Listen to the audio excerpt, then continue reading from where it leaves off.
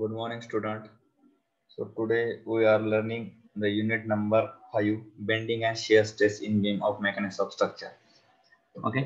तर या युनिट मध्ये आपण बघू त्या नेमकं आपल्याला काय काय शिकायचं. Stresses in beam. Two types of stresses in the beam produced: bending stress and shear stress. There is a separate two parts. First part is bending stress, and second part is shear stress. Okay. So first we will start from the bending stress. So introduction of this unit. Yeah.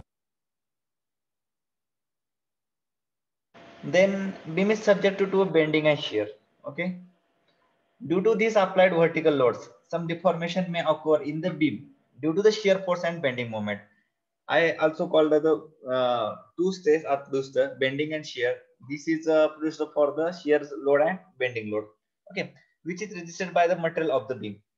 So first upon we will start from the theory of simple bending or pure bending. What is the mean by pure bending? Okay, generally a beam consists of infinite number of layer along the length of beam. Okay, that is there is along the length of beam of that every layer acts interdependently.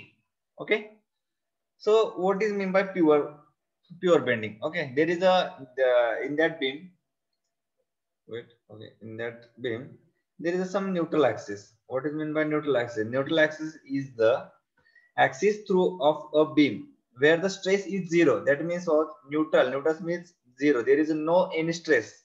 Okay, there is a zero stress. That means there is neither compression or no tension. Okay, not compression, no tension in that axis is called as the neutral axis. So the stresses induced to resist the bending moment are called as bending stress. Okay, bending stress is called for the bending moment resistance, and shear stress is called as shear stress is resistance. Okay, the stress is induced to resist shear force, are called as shear stress. Same the definition. Okay, so what is meant by sagging and what is meant by hogging? Okay, convex and concave shape. Neutral axis I have also called, there is a no any stresses. For simply supported beam, there is a what, I have some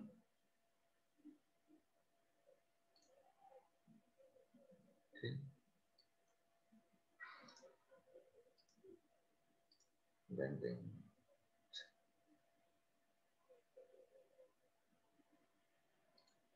Neutral axis. Okay, in this diagram the neutral axis there means the zero stresses.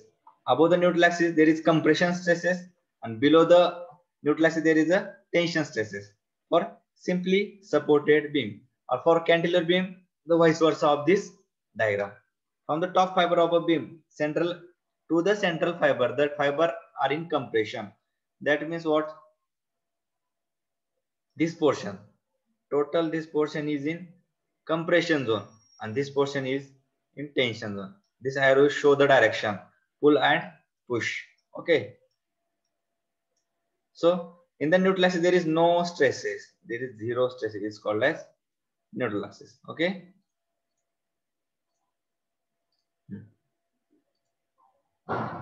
त्याच्यावर बघा, ज्यावेळेस तुमचा load येतो, एखाद्या बीमवर load येतो की due to shear मध्ये काय क्रॅक होतो बघा. या ठिकाणी क्रॅक कसा गेला? हॉरिझॉन्टली क्रॅक केला. Okay, for due to bending मध्ये काय झाला? हा बॉटमला बेंड झाला. त्या ठिकाणी विकर सेक्शन सांगितले, tension section. Concrete is stronger in compression zone and weaker in tension zone. So crack कुठं पडणार आहे तुमचा? टेन्शन झोनला. टेन्शन झोन कुठं असते? सिम्पली सपोर्टिव्ह बीमचा बॉटमला असतो. आणि एक्सेसिव्ह डिफ्लेक्शन बघा, मॅक्झिमम डिप्लेशन झालं तुमचं काय होतं? बीम फेल होऊ शकतो. हे त्याचे काय 3 मी जे या ठिकाणी तुम्हाला दाखवले आहेत. ओके, आता या ठिकाणी तुम्ही बघू शकता हे 2 सपोर्ट आहेत, आणि या ठिकाणी एक स्पेसिमन आहे, आणि याच्यावर लोड द्या. लोड झाला तो कसा बघा झाला बघा, कनकेव शेप मध्ये झाला. Okay, so compression zone above the neutral axis, tension zone below the neutral axis.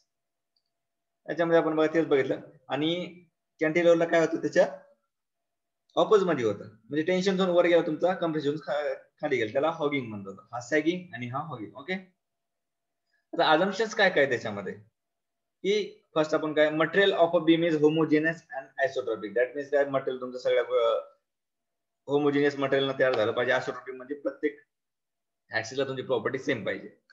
The beam is made by the same material through out the all direction, म्हणजे मटेरियल तुमचं काय पाहिजे सगळीकडे सेम पाहिजे. The beam is straight before loading and uniform cross section through out. That means what की beam तुमचा कुण्या ठिकाणी buckle जर नसला पाहिजे, त्या ठिकाणी शेप अँड साईज मध्ये असला पाहिजे तुमचा युनिफॉर्म क्रॉस सेक्शन, म्हणजे कोणत्या जरी ठिकाणी तुम्हाला सेक्शन कट केला तर तो सेक्शन सेम असला पाहिजे. Material is obey Hooke's law. That means what की stress is directly proportional to strain with elastic limit. तुमचं मटेरियल हे इलास्टिक लिमिट पर्यंत स्ट्रेस आणि स्ट्रेन हे तुमचं सायमल्टेनियसली प्रोपोर्शनल गेलं पाहिजे.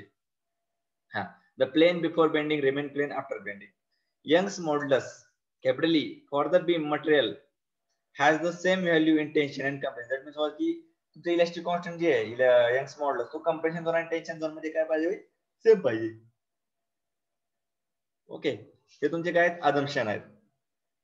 आता प्युअर बेंडिंग इक्वेशन म्हणा किंवा फ्लेक्चर इक्वेशन म्हणा किंवा बेंडिंग इक्वेशन म्हणा, ते काय आपण बघू. That means m by I is equal to sigma by y is equal to E by R. One by one आपण बघू काय काय. एम म्हणजे काय, एम म्हणजे काय maximum bending moment is equal to moment of resistance. Okay, that simply called as bending moment. I means what, the moment of inertia about x axis that is at neutral axis. Ix moment of inertia. Sigma bending stress in a layer at a distance y from neutral axis. Neutral axis पासून एक y distance वर तुमचा काय असतो bending stress असतो. y म्हणजे काय त्याला सांगितलं ठिकाणी distance from neutral axis to the outermost fibre. That means what की न्यूट्रल ऍक्सिस पासून वरचं किंवा खाली डिस्टन्स जे असणार आहे त्याला आपण काय म्हणतो, त्या डिस्टन्सला y म्हणतो.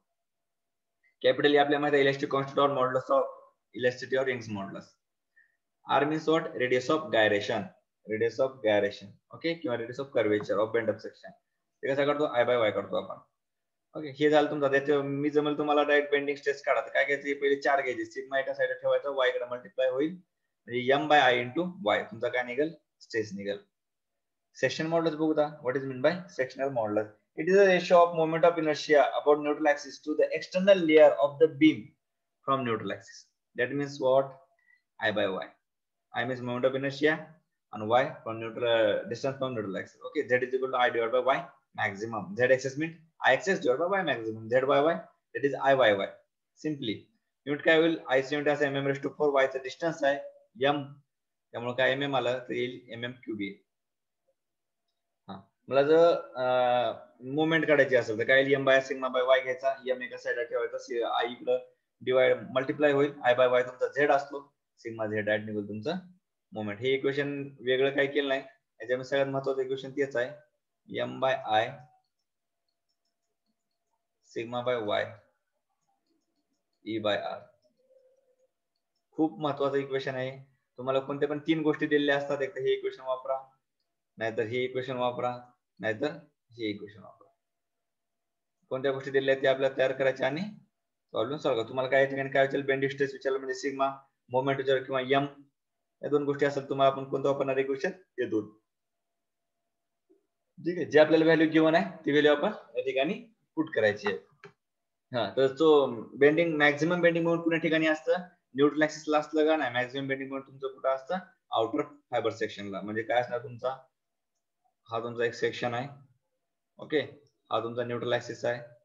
तुम्ही कसं आणणार, वर काय आहे तुमचा सिम्पली सपोर्ट असेल तर वर असतं कम्प्रेशन, खाली असतं तुमचं मॅक्झिमम टेन्शन. सो मॅक्झिमम कुठं असतो, जितकं तुम्ही खाली असाल तितकं, आणि कम्प्रेशन कुठं असतं सगळ्यात जास्त. अशी डायग्राम येईल का तुमची, हे तुमचं मॅक्झिमम कम्प्रेशन येईल, हे तुमचं मॅक्झिमम टेन्शन येईल.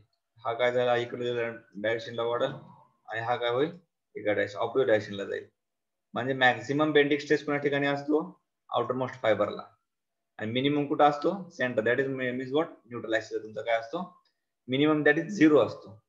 ओके, हा प्रत्येक सेक्शन मध्ये असेल. तुमचा सर्क्युलर सेक्शन असेल, रेक्टँगल असेल, ओके, स्क्वेअर असेल, किंवा तुमचा आय सेक्शन असेल, सी सेक्शन असेल, चॅनल सेक्शन असेल. ओके, तर प्रत्येकाला तुमचं काय असते, ही डायग्राम येऊन जाईल. ओके, जे की तुम्ही आरसीसी मध्ये बघणार आहोत. ओके, तर आपण काय केलं आज, आपण बघितलं की इक्वेशन. सो इक्वेशन काय महत्वाचं आहे आपल्याला, मोस्ट म्हणजे मोस्ट इम्पॉर्टंट हा इक्वेशन आहे, खूप खूप महत्वाचा हा इक्वेशन आहे. m by I sigma by y आणि E by R. ओ, तर या एका इक्वेशन आपल्याला काय करायचंय, प्रॉब्लेम सॉल्व्ह करायचं. पुढील लेक्चर मध्ये आपण काय करूया, प्रॉब्लेम बघूया. सो इथं आपलं काय संपल, बेंडिंग स्ट्रेस आपलं या ठिकाणी कन्सेप्ट संपल. शिअर स्ट्रेस आपण काय होतं, ज्यावेळेस आपलं बेंडिंग स्ट्रेस कम्प्लीट होईल त्यावेळेस आपण शिअर स्ट्रेसचा प्रॉब्लेम बघूया. ही पीडीएफ मी गुगल क्लासरूमला टाकली आहे. ठीक आहे, व्हिडिओ बघत चला. ठीक आहे.